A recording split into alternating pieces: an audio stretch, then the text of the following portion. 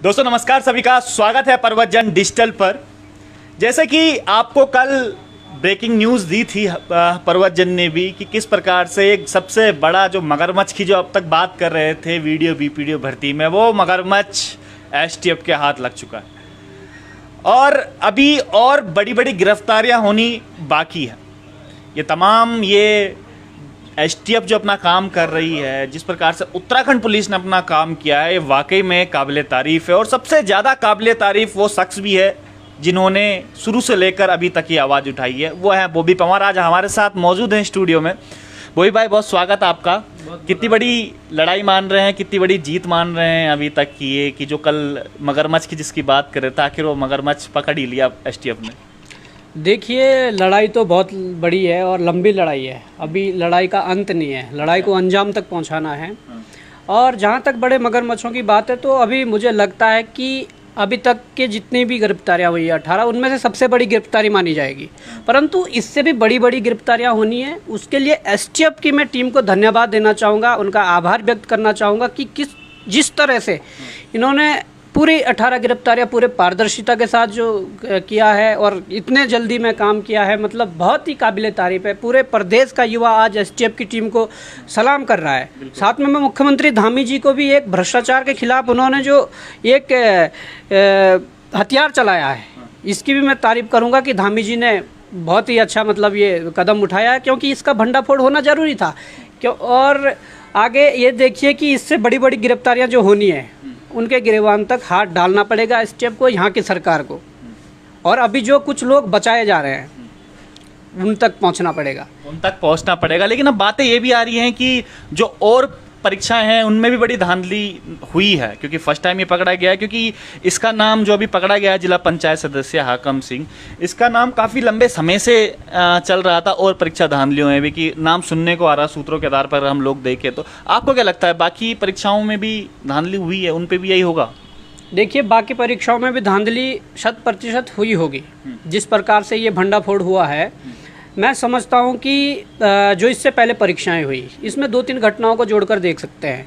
आप कह रहे हैं कि पेपर प्रिंटिंग प्रेस से ही लीक हो रहा है, और प्रिंटिंग प्रेस में जो बंदा गिरफ्तारी जिसकी हुई है वो 2015 से कार्यरत है। हाँ, तो क्या वो क्या तब से ये पेपर बाहर नहीं भेज रहा होगा? और जिनके लिंक है, जिनकी आज गिरफ्तारियाँ हो रही हैं, उनके डायरेक्ट लिंक वहाँ से हैं। तो इन्होंने क्या और पेपरों में नहीं कराई होगी? कई मामले सामने भी आए, कई परीक्षाओं में मामले सामने आए, कई परीक्षाओं के मामले दबे भी। परंतु जांच तो अब जब बैठा ही दी है, तो उत्तराखंड सरकार को जो जीरो टॉलरेंस की जो बात करते हैं, उस परिभाषा को पूरी तरह से परिभाषित करना होगा कि जीरो टॉलरेंस होता क्या है। अभी भी मतलब कुछ कसर बाकी है। बिल्कुल कसर बाकी है। आप देख लीजिए कि आपके त्यागपत्र इस्तीफों से काम नहीं चलेगा ना।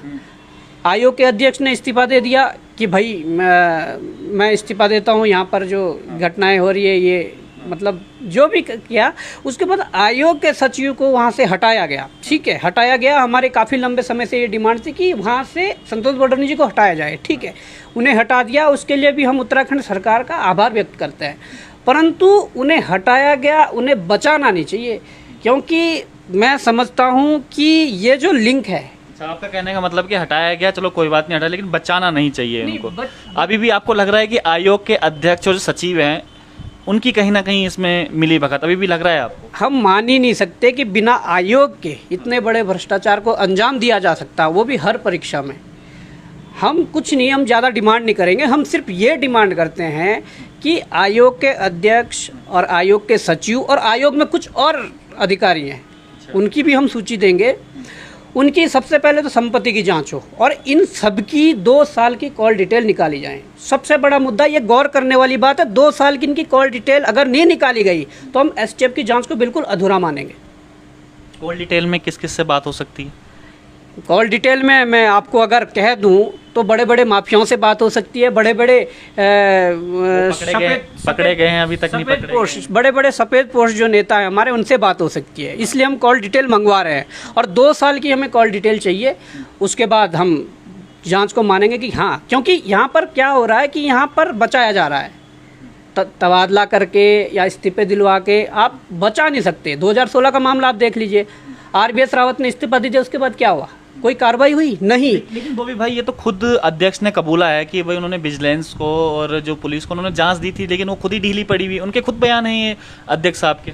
नहीं, मैं ये कह रहा हूँ ना कि विजिलेंस को दिया या पुलिस को दिया तो किसकी है? पुलिस और विजिलेंस किसके इशारे पे चलेगी? सरकार के इशारे पे चलेगी। सरकार यदि कह दे, पुलिस को अगर सरकार छूट दे दें कि आप करिए, जो सही है उसको सही, जो गलत है उसको उस हिसाब से देखिए और उस हिसाब से कार्रवाई करिए, तो मतलब ही नहीं कोई छूट सकता है। पुलिस और जांच एजेंसी के ऊपर से सबसे पहले सरकार का दबाव हटना चाहिए, उसके बाद ये कार्रवाई बढ़नी चाहिए आगे। अगर एस राजू साहब कर रहे हैं कि एसटीएफ और क्या कहते हैं विजिलेंस इनको दिया था, ठीक है। एस राजू साहब ने बहुत मतलब पहले दबाने की कोशिश भी की है। हमारे सामने वो चाहे ऑफ कैमरा हो ऑन कैमरा हो, कई दफ़े ये भी बोला कि कुछ नहीं है, जबकि उन्हें सब कुछ पता था। बडोनी जी को भी सब कुछ पता था कि क्या चल रहा है और कितने लंबे समय से चल रहा है। तो उन्होंने मतलब हमारे सामने ये बातें कही कि कुछ नहीं होता है। डीबी के लिए 1 महीने के अंदर इतना मतलब जो कार्यप्रणाली इतनी तेजी लाई अपने कार्यप्रणाली में कि जब कभी तक इतिहास में यूकेएसएससी के देखा नहीं गया।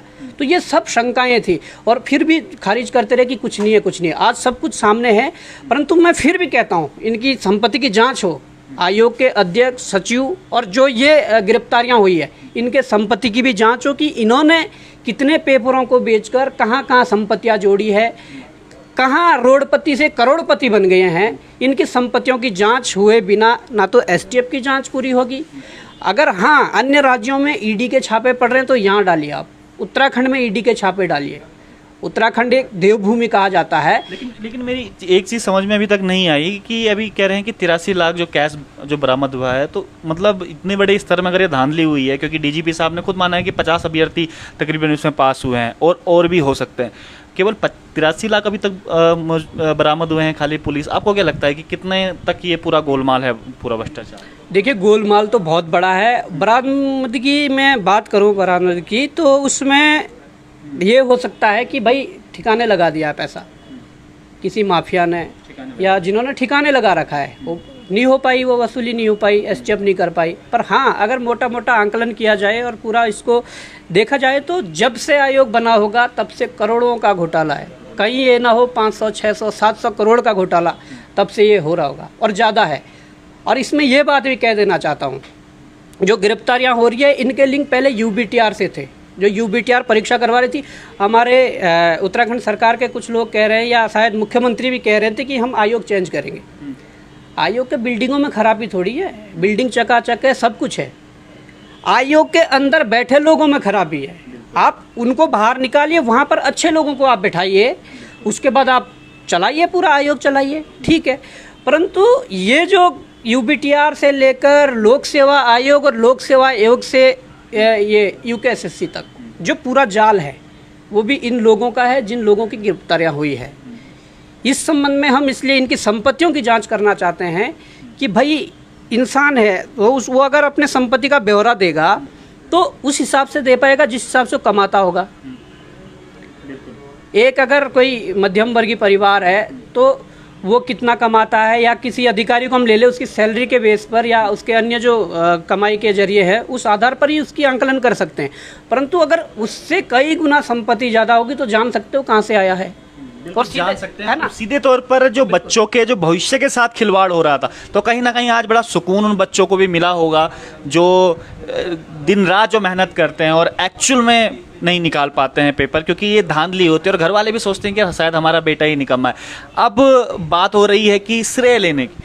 वही भाई देखा जा रहा है कि अब काफ़ी लोग इसमें आ रहे हैं और कह रहे हैं कि हमने ये मुद्दा उठाया है या इस तरह की, मतलब श्रेय लेने की बड़ी होड़ इसमें चल रही है। इस बारे में आप क्या कहेंगे? देखिए, मुद्दे जो भी होते हैं सबको आज़ादी है मुद्दे उठाने की और उठाने भी चाहिए। एक स्वस्थ लोकतंत्र के लिए मतलब ये आवाज़ें उठती रहनी चाहिए, क्योंकि कहते हैं ना कि जब सड़कें सूनी हो जाती है तो हमारी सरकारें आवारा हो जाती है। इस तरीके से जो कहते हैं जब सड़कें सूनी रहती है तो सरकारें, तो देखिए आवाज़ें उठती रहनी चाहिए, मुद्दे उठते रहने चाहिए। कोई भी उठाए वो कोई मायने नहीं रखता। परंतु हाँ, अगर कोई भी मुद्दे पे प्रत्यक्ष अप्रत्यक्ष रूप से समर्थन कर रहा है, उस मुद्दे को लोगों के बीच ला रहा है, सरकार तक वो चीज़ें पहुंचा रहा है, लेना चाहिए सर, कोई दिक्कत नहीं है उसमें। लेना चाहिए सर, लेना चाहिए, कोई दिक्कत नहीं। पर कोई ऐसे भी श्रेय ना ले बिल्कुल कि मतलब जिसमें हाँ वो सब कुछ वाला नहीं, हम भी नहीं लेते। मैं कहता हूँ अगर उत्तराखंड का युवा बॉबी पवार के साथ खड़ा ना होता, उत्तराखंड का युवा बॉबी पवार के पीछे खड़ा ना होता, या आप जैसे निर्भीक पत्रकार अगर बॉबी पवार के साथ खड़े ना होते, तो हम कभी भी इस लड़ाई को नहीं जीत पाते।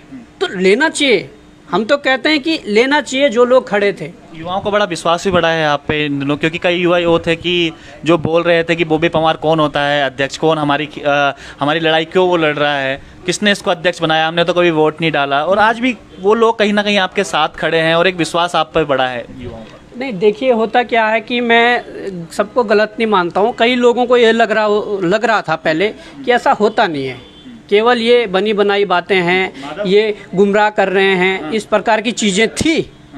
परंतु आज सबके सामने स्थिति स्पष्ट है कि क्या होता था। तो इसलिए लोगों का विश्वास बढ़ा कि हाँ यार, ये बंदा जो बोलता था वो हुआ है और होता था और कई वर्षों से होता आ रहा था। इसलिए हालात ये थे उत्तराखंड के। तो आज इसलिए विश्वास बढ़ा है कि उनको प्रूव करके दिखा है कि क्या चीज़ है जी। लेकिन इस बीच वो बच्चे भी बड़े पिस गए हैं जो एग्ज़ाम में जिनके नंबर आए हैं, वो भी बड़े खफा हैं आपसे। कहना भाई हमारी क्या गलती है, आप हमारे लिए क्यों नहीं बोलते, कम से कम एक शब्द तो बोलिएगा, कम से कम भाई हमारी क्या गलती है इसमें। जो री एग्ज़ाम की जो बारे में बात कर रहे हैं बार बार, तो उनके भविष्य के साथ क्या होगा, वो बड़े कन्फ्यूज हैं इस बच्चे। देखिए, कन्फ्यूज होना भी ज़रूरी है, क्योंकि उनकी भी कोई गलती नहीं है, हमारी भी कोई गलती नहीं है। गलती तो ये है कि सरकारों ने समय से कार्रवाई नहीं करी। सरकार को बहुत पहले, कोई भी सरकारें रही हो, बहुत पहले कार्रवाई कर देनी चाहिए थी। क्योंकि उत्तराखंड बनने के बाद अगर ये जो गिरोह चला रहे थे, ये जो चैन जो बनी हुई थी, इसको तोड़ना ज़रूरी था। आज धामी सरकार ने यदि इसको तोड़ने का प्रयास किया है, अभी मैं प्रयास ही बोलूँगा, अभी इसको पूरी तरह से नहीं तोड़ा। धामी सरकार ने यदि प्रयास किया तो काबिले तारीफ़ है, उसकी हम सराहना करते हैं। परंतु अगर कोई भी जो पहले सरकारें रही है या मुखिया जो रहे हैं, वो अगर ऐसी कोशिश करते तो शायद ये जो कह रहे हैं आज की हमारे भविष्य के साथ। आपको ये लगता है कि जो आपने पहले मुखियों की बात करी, क्योंकि देखा गया है जो जिला पंचायत सदस्य जो पकड़े गए, उसके त्रिवेंद्र सिंह रावत जी के साथ बड़े अच्छे संबंध है, खुल के मैं ये बात बोल रहा हूँ लाइव में अपने, और कई फोटो उनके साथ वगैरह गए, तो राजनीतिक संरक्षण भी मान सकते हैं उस समय का? बिल्कुल मान सकते होंगे, क्योंकि इससे पहले फॉरेस्ट गार्ड का जो घोटाला हुआ था, उसमें भी हमने खूब सरकार के खिलाफ आवाज़ें उठाई थी, सड़कों पर आए थे, सब कुछ, और घोटाला था, बहुत बड़ा घोटाला था। उसमें आप देख सकते हैं कि कैसे लोगों को बचाया गया। और खुद मुखिया जो थे त्रिवेंद्र रावत जी, उन्होंने फॉरेस्ट गार्ड का रिजल्ट उस दिन जारी किया जिस दिन 3 बजे अपने आप इस्तीफा दिया और 7 बजे रिजल्ट जारी किया। तो अपने आप में बहुत मतलब शंका होती है कि ऐसा क्यों। तो था, उनको एक्शन लेना चाहिए था। आज ये स्थिति पैदा नहीं होती। आज जो हमारे मेहनती बच्चे पिस रहे हैं इसके साथ, ये ना शायद पिसते। परंतु मेहनती बच्चों की मैं बात करूं तो देखिए, अब जो भी होगा, रिपोर्ट जो आएगी, रिपोर्ट में तो होता है कि भाई जब लीक का प्रकरण होता है तो लीक में एक ही सॉल्यूशन ये होता है कि कितने व्यापक स्तर पर लीक हुआ है, और जब तीनों पालियों का हो तो बहुत बड़ा व्यापक स्तर है। तो देखिए, चांस तो रद्द के बन रहे हैं। उसके बाद मैं कह देना चाहता हूं कि एसटीएफ देहरादून बहुत अच्छा काम कर रही है। थोड़ा मुझे एसटीएफ जो कुमाऊं के साथ थोड़ा हमदर्दी है आपको कि जो, क्योंकि बड़े परेशान है वो। मैं हमदर्दी है ना, मैं किसको जानता हूँ, मैं पर्सनली उन लोगों को नहीं जानता। मेरी क्या दुश्मनी ना मेरी क्या दुश्मनी है उनसे, मैं तो नहीं जानता ना। मेरी क्या दुश्मनी होगी कि मैं इनका ये रोकूं या वो। पर जब सही था, जो गलत था, हमने उसका चुनाव करना था। इस बीच जो हमें चुनाव करना चाहिए था, हमने करा। उसमें देखो, कई लोग वंचित रह जाते हैं इस चीज़ से। अगर देश को आज़ादी मिली है तो उसमें भी कई बलिदान हुए हैं। तो ये बलिदान इनका भी यहाँ पर क्या पता बलिदान मांग रहा है। ये भर्ती बलिदान मांग रही है, आगे भर्तियाँ फेयर होने के लिए भर्ती बलिदान मांग रही है। बिल्कुल, है ना? आप बलिदान मानते हैं उनका? अगर मान लीजिए एग्जाम, देखो, उनका बलिदान ही होगा एक तरह से। और मैं कह देना चाहता हूँ, ये श्योर रहे, ये मेहनती बच्चे जिसका अपने मेहनत से हुआ है।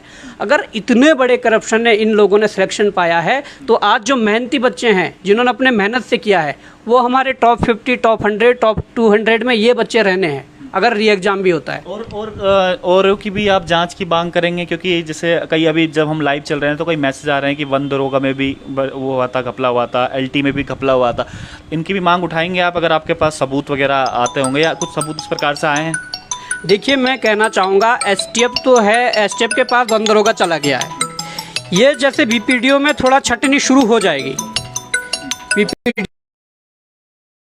इससे पहले जो गिरफ्तारियां हुई है वो सबसे ज़्यादा किस पेपर से गिरफ्तारियां हुई है? हाई कोर्ट के लिए एक पेपर हुआ था ग्रुप सी के लिए, उसकी गिरफ्तारियां बहुत ज़्यादा हुई है इस वाले प्रकरण में, जिससे इसका लिंक जोड़ा जा रहा है। तो कहीं ना कहीं वो पेपर बाहर आया था और उसमें बहुत गलत तरीके से कई लोग चयनित हुए थे, उसकी भी जांच होगी। और भी चीज़ें हैं, जो सचिवालय रक्षक का हुआ था वो कबूला है लोगों ने जो अंदर गए हैं कि हाँ हमने करवाया था, उसकी भी जांच होगी। तो बहुत सी परीक्षाएं अब जांच के घेरे में हैं और होनी भी चाहिए। मतलब हम चाहते हैं यदि उत्तराखंड को भ्रष्टाचार, भी पवार छोड़ेंगे नहीं किसी को भी नहीं देखिए छोड़ना नहीं है, क्योंकि इस लड़ाई को अंजाम तक पहुंचाना हमारा मतलब एक सपना भी था और हम उसके लिए लड़ भी रहे थे। हमने क्या क्या मतलब किस प्रकार का तप नहीं किया हमने, सड़कों से लेकर जेलों तक, जेलों से लेकर पूरे थानों तक, जो भी है मतलब हमने किया है इसके लिए। और आज खुशी इस बात की हो रही है कि वास्तव में जो हमने त्याग किया था, जो त्याग किया था, परिवार वालों ने गालियाँ दी, रिश्तेदारों ने गालियाँ दी, मतलब यार तुम ऐसे कैसे वो करते रहते हो, मतलब था नहीं ना उन्हें भी। पर उन्हें आज अगर रिजल्ट दिख रहा है तो रिश्तेदारों को और परिवार वालों को भी लग रहा है कि ठीक है, हमारे बच्चे ने जो किया है वो ठीक किया है। हमारे बच्चे ने, एक बच्चे ने पूरे युवाओं की लड़ाई लड़ी है और युवाओं को न्याय दिलाया, तो ठीक है, अब उन्हें समझ आने लगी है। नहीं तो लोगों को लगता था कि शायद ऐसी ये शुरुआत में मैं देख भी रहा था, कई लोग आपको उल्टा सीधा भी बोल रहे थे कि आप होते कौन, हमारी लड़ाई लड़ने वाला है, बॉबी पवार है कौन, क्यों, इसका क्या है, ये राजनीति में आना चाहता है इसलिए ये सब चीज़ें कर रहा है, या अपनी राजनीति चमकाने के लिए ये बच्चों का सहारा ले रहा है, ये सब चीज़ें बातें भी हुई थी उस समय। तो कितना दुख देती थी उस समय ये बातें कि यार जब ये सब बातें होती, क्योंकि दुख ना कहीं तो होता है जब इस प्रकार के क्रिटिसाइज हमें झेलने पड़ते हैं। नहीं, दुख तो होता है, पर मेरी एक आदत है कि मैं जल्दी नज़रअंदाज भी कर देता हूँ इन चीज़ों को। क्योंकि मैं कहना चाहूँगा सबसे बड़ा एग्जाम्पल ये है, या ये बात कह लीजिए कि सबसे बड़ा रोग क्या कहेंगे लोग।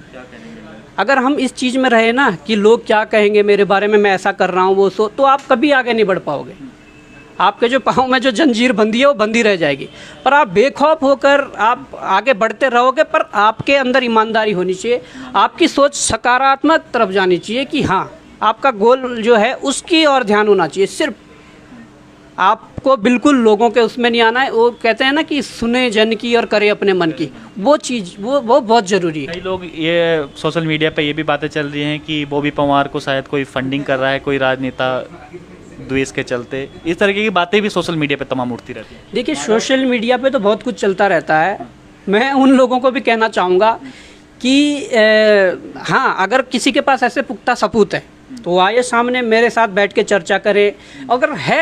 अगर आपके पास सारे कुछ ऐसे वो है, एविडेंस है, तो आप मेरे खिलाफ कार्रवाई कर सकते हैं। आप थाने में एफआईआर करवाइए, आप और तरीके से आप मेरे पे कार्रवाई करवाइए ना। हम खुले उससे कह रहे हैं। मुझे 1-2 मैसेज भी आए थे, व्हाट्सएप पे मैसेज आए कि आपको फंडिंग हो रही है वो सो। मैंने उसे कहा भाई साहब आप पुख्ता सबूत लाइए और मेरे खिलाफ कार्रवाई करिए। उसने मुझे ब्लॉक कर दिया, उसने मुझे ब्लॉक कर दिया। नहीं, उसने मुझे ब्लॉक करा। फिर मैंने उसको ऑडियो कॉल करा, नॉर्मल कॉल, वॉइस कॉल। फिर उसने उठाया। मैंने कहा कहाँ से बोल रहे? कि मैं मोरी से बोल रहा हूँ। उन्होंने नाम बताया, मैं नाम नहीं बता रहा हूँ आप, कि मैं मोरी से बोल रहा हूँ कि आपने ऐसा तैसा। और आपको मैंने कहा जिस फंडिंग की बात कर रहा है ना, मैंने कहा या तो साक्ष्य आप पुख्ता दीजिए और नहीं तो कार्रवाई के लिए तैयार रहिए।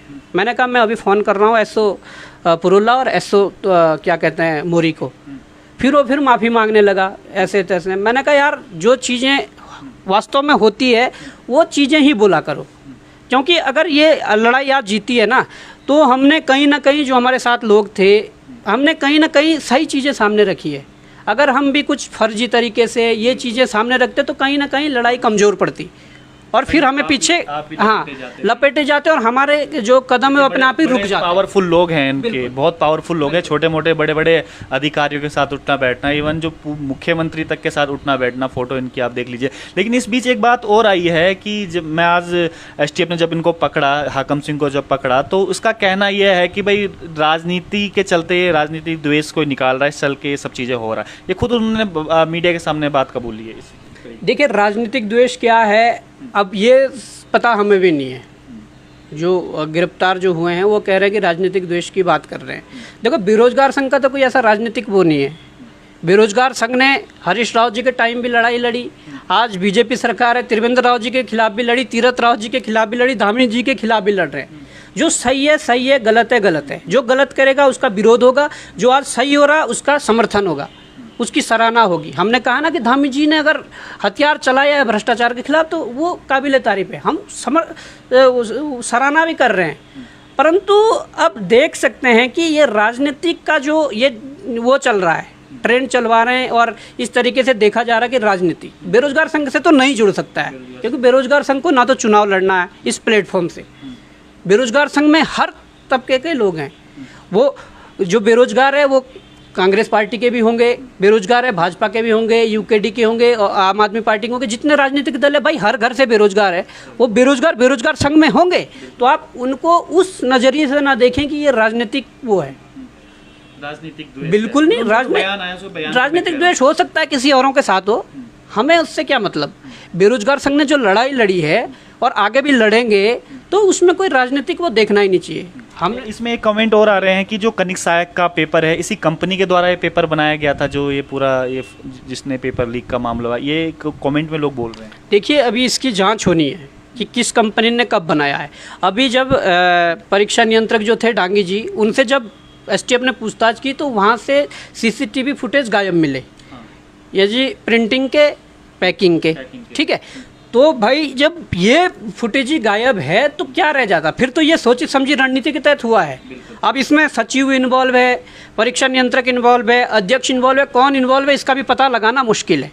ये पता तब लगेगा जब इसकी तह तक जांच होगी, और हमने कह दिया है इनकी सबकी कॉल डिटेलें निकालो 2 साल की, और जो भी एक्शन लेने, और भी हमने नाम देने अभी जो आयोग के अंदर कुछ और लोग हैं जो करवाते हैं, मतलब जिनका रहता है माफियाओं से, उनके भी हमने नाम देने हैं, एसटीएफ को देने हैं, जांच समिति को, जो और जांच समितियां हैं, इसमें तह तक ही जाना पड़ेगा, तब तक कुछ नहीं होने वाला। और इनके जब तक कमर नहीं तोड़ी गई, कमर टूटेगी, इनके संपत्तियों की जांच करो सबसे पहले। क्योंकि अब तक तो हम देखते थे कि फिल्मों में ये सब चीज़ें होता है, जैसा आपने अभी जो डायलॉग मारा कि ऊपर से नीचे तक सब बिके हुए हैं, ऐसे फिल्मों में हमें डायलॉग देखने को मिलते हैं, जिसमें अनिल कपूर एक दिन के मुख्यमंत्री बन रहे हैं, उन्होंने भी ये डायलॉग मारा। लेकिन वास्तव ज़िंदगी में अगर हम देखें तो ये वास्तव ज़िंदगी में भी होता है। अभी कुछ समय पहले आपने देखा भी होगा कि जो यूकेपीसीएस है उसमें भी एक ऑडियो वायरल हुआ, जो सदस्य है वो खुद बता रहा है इस बारे में कि हाँ मैं साक्षात्कार में आपको पास करवा दूँ।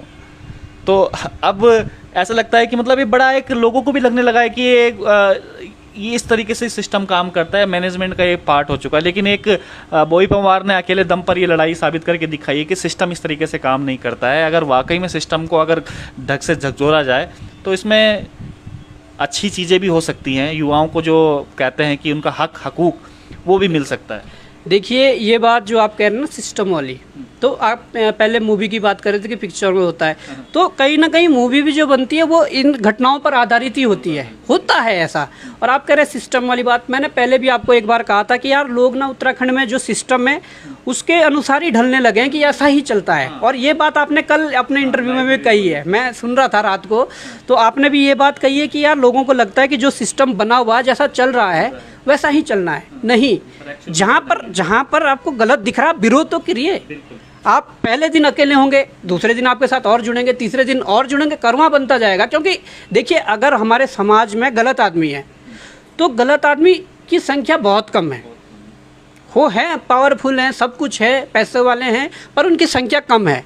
समाज में हर आदमी गलत नहीं है, परंतु जब इस प्रकार की घटनाएं होती है और अगर उसका विरोध शुरू हो जाए या जो सिस्टम को अपने अनुरूप चलाना चाहते हैं उनके खिलाफ हुआ जाए तो कुछ भी संभव, मतलब है संभव, सब कुछ है संभव है, वो चीज़ें हम सुधार सकते हैं उस चीज़ को।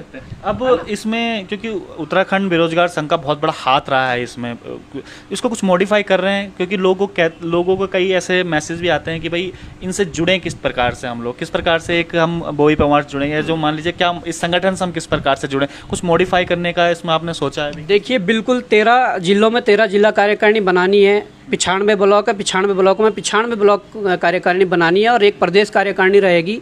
और उसके बाद जो इसमें बदलाव बने वो भी सुन लीजिए। अब सरकार ने शायद, मुझे लगता है कि कॉलेजों से चुनाव वाला सिस्टम ख़त्म ही कर दिया है। अगर आप चुनाव वाला सिस्टम ख़त्म करेंगे तो आपके भविष्य के राजनेता कहाँ से पैदा होंगे? हम तो ये कहते हैं राजनीति में अच्छे पढ़े लिखे लोगों को जाना चाहिए, ये हम शुरू से इसके समर्थन में हैं क्योंकि अगर पढ़ा लिखा जाएगा तो उसके जो विचार है, उसकी जो सोच है, उसके आधार पर देश और प्रदेश आगे बढ़ सकता है। तो जो संगठन आज तक छात्र राजनीति करते थे, जो संगठन कॉलेजों में चुनाव लड़वाते थे, जो संगठन के पदाधिकारी या संगठन के छात्र नेता छात्रों के लिए कॉलेजों में किताबों की लाइब्रेरी के लिए लड़ते थे, वहाँ पर एग्ज़ाम उसके लिए लड़ते थे, अगर वास्तव में सरकार ने अगर ये ख़त्म कर दिया है चुनाव का, तो मैं उन लोगों को भी आह्वान करता हूँ, पूरे प्रदेश के जो छात्र नेता है जो जुड़ना चाहते हैं। कैसे जुड़ेंगे, वही मेरा सवाल। नहीं, मैं कहना बेरोजगार संगठन का जो विस्तार हो रहा है, इसमें एक बैठकें रखी जाएगी, जगह जगह बैठकें रखी जाएगी और जोड़ा जाएगा, और उन छात्र नेताओं को आगे आना चाहिए, इवन बेरोजगारों की लड़ाई लड़ने के लिए, समाज की हर लड़ाई लड़ने के लिए। अगर उत्तराखंड में मैं बात करूं, अगर प्राइवेट सेक्टर की बात करूं, देखिए अभी तो हमने ये गवर्नमेंट सेक्टर जो था, जो सरकारी नौकरियों का है, इसमें हमने लड़ाई लड़ी है, परंतु ये हमारी सोच पहले से ही है, मैंने आपसे कई बार शेयर भी करा, पर हम सीमित संसाधनों से या इस तरीके से हम इसको आगे नहीं बढ़ा पाए। जैसे प्राइवेट सेक्टर में कितना मतलब हमारे लोगों का वो होता है, की भी कड़ी रह जाती है, संविदा वाले जिसे हम लोग कहते हैं, जो सरकारी सब मैं वही आ रहा हूँ, प्राइवेट सेक्टर में कितना मतलब हमारे लोगों के साथ अन्याय होता है। और 70-30 का अगर रेशो देखें उत्तराखंड में, वो है नहीं, कागज में तो है कि 70-30 का है। वो चीज़ें यहाँ बदलाव लाने के लिए, उसके लिए छात्र नेताओं को ही आगे आना पड़ेगा। अगर कोई सिडगुल में, अगर शेलाकुई में भी कोई फैक्ट्री है, आपके रुद्रपुर में भी कोई फैक्ट्री है, अगर वो नियमावली के भिन्न चले, अलग चले, अगर 70-30 का रेशो नहीं है, 70% उत्तराखंड का और बाहर का ये रेशो नहीं है, तो वहाँ पे जड़ के ताला जलेंगे सीधी। मतलब लड़ाई को व्यापक बनाना है, अपने लोगों को न्याय दिलाना है, लड़ाई को व्यापक बनाना है। हम कतई भी, हमने जब ये संगठन बनाया तो हमने प्रदेश स्तर का ही संगठन बनाया, परंतु वही है कि हमने इसको कभी राजनीतिक रूप नहीं दिया और ना हम आगे देंगे। बेरोजगार संगठन कभी राजनीतिक रूप नहीं लेगा, ये एक प्रेशर ग्रुप है, प्रेशर ग्रुप के ही नाम पे ये काम करेगा भविष्य में, जब तक संगठन चलेगा। ये कोई राजनीतिक वो नहीं है। हाँ, नेता तैयार हो सकते हैं, होने भी चाहिए। हम कहते हैं अगर किसान आंदोलन से नेता पैदा होते हुए, अगर बेरोजगार आंदोलन से नेता पैदा होते हुए, क्योंकि वो नेता अगर वहाँ जाएंगे तो वो अपनी समस्या को अच्छी तरह जानता है, अपने साथ खड़े लोगों की समस्या को अच्छी तरह जानता है। कितना मजबूत मानते हैं बॉबी पवार अपने आप को, जो अकेले चले थे लड़ाई, एकला चलो की लड़ाई में लड़े थे, अब कितना मजबूत मानते हैं कि कितने लोग, कितने युवा, कितने छात्र उनके साथ खड़े हैं? देखिए, मजबूती तो अब ये देखिए कि छात्रों का लगातार प्यार मिल रहा है, यहाँ तक कि अभिभावकों के फ़ोन आ रहे हैं। सबसे बड़ी बात यह है, अभिभावक अपने बच्चों को कर्जा लेकर जो पैसा देहरादून भेजते थे, हल्द्वानी भेजते थे, श्रीनगर भेजते थे, उन अभिभावकों के कॉल आ रहे हैं। वो अभिभावक मुझे मिले भी थे अभी कई, जब मैं गांव जा रहा था तो रास्ते में कई जगह मिले हैं। वो बोल रहे थे, बेटा बहुत अच्छा काम हो रहा, हम तो मतलब हमारे बच्चों के लिए हमने सब कुछ दांव पे लगा दिया, हम कर्जा लेकर पैसा देते हैं, हम खेती कर कर पैसा देते हैं, परंतु सिलेक्शन ना होने का कारण अब पता लग रहा है। हम तो हमेशा अपने बच्चों को कोसते थे कि तुम निकम्मे हो, ये बात साबित हो गई है। और हमारे बच्चे मेहनत तो करते थे, पर इनके कारण जो रह जाते थे, तो ये कारण है। तो हम कहना चाहेंगे कि समर्थन मिल रहा है पूरे प्रदेश से, अभिभावकों का, छात्रों का, युवाओं का, और यहाँ तक सामाजिक संगठनों का, सबका समर्थन मिल रहा है। अब जाते जाते लास्ट में, अब और क्या लड़ाई बाकी है अभी, और कितनी लड़ाई आप अब लड़ने वाले हैं, किन किन मुद्दों पे लड़ने वाले हैं अब आगे आने वाले जो साल हैं, जो महीने हैं? देखिए, मुद्दे बहुत हैं, लड़ाई लड़ने वाले चाहिए। मैं तो हमेशा यही कहता हूँ, मुद्दे बहुत हैं और लड़ाई लड़ने वाले चाहिए। अभी यूकेएसएससी का पोर्टल खोली है, यूकेपीएससी का भी जो आप जिक्र कर रहे थे ऑडियो वाला, उस ऑडियो के अतिरिक्त उसी पैनलिस्ट जिस मैंने आपका भी बहुत धन्यवाद किया है इस बार। नहीं, धन्यवाद मैं उनका भी करना चाहूँगा कि कम से कम वो आगे तो आई, क्योंकि हमारे जो समाज है, हमारे समाज में महिलाओं का इतना आगे फिर आना और इस तरीके की घटनाओं में मुझे नहीं लगता कि कोई उन्हें वो तह तक जाएंगे। हाँ, परंतु जिस पैनल की महिला बात कर रही थी, उस पैनल ही का एक मामला मेरे पास विद एविडेंस आया हुआ है, उसको जल्दी 1-2 दिन में खोलेंगे, क्योंकि बचने नहीं चाहिए। भ्रष्टाचारी जो है, उन पे पूरी तलवार अगर चली है तो दो-धारी तलवार ही चलेगी, दो-धारी तलवार चलनी चाहिए भ्रष्टाचारियों पर। और ये युवा जोश, युवा ताकत ये होनी भी चाहिए, और ये सिद्ध करके दिखाया है बॉबी पवार ने, और सीधे तौर पर अल्टीमेटम भी दिया है कि भाई भ्रष्टाचारी हैं वो बचने वाले नहीं हैं।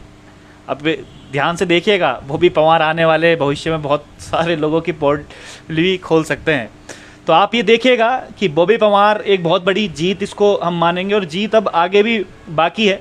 क्योंकि अभी कई ऐसे नाम, कई ऐसे चिट्ठे खुलने बाकी हैं, क्योंकि जिन मगरमच्छों की हम बात कर रहे थे वो मगरमच्छ धीरे धीरे अब आ रहे हैं कब्जे में। बोई भाई, जाते जाते क्या कहेंगे, युवाओं के लिए क्या कुछ संदेश है? देखिए, मैं तो युवाओं के लिए यही कहना चाहूँगा कि जहाँ पर आपको गलत दिख रहा है, वो किसी भी फील्ड का मामला हो, ज़रूरी नहीं है कि फील्ड अलग अलग हो सकते हैं, परंतु जहाँ गलत है उसका विरोध करिए।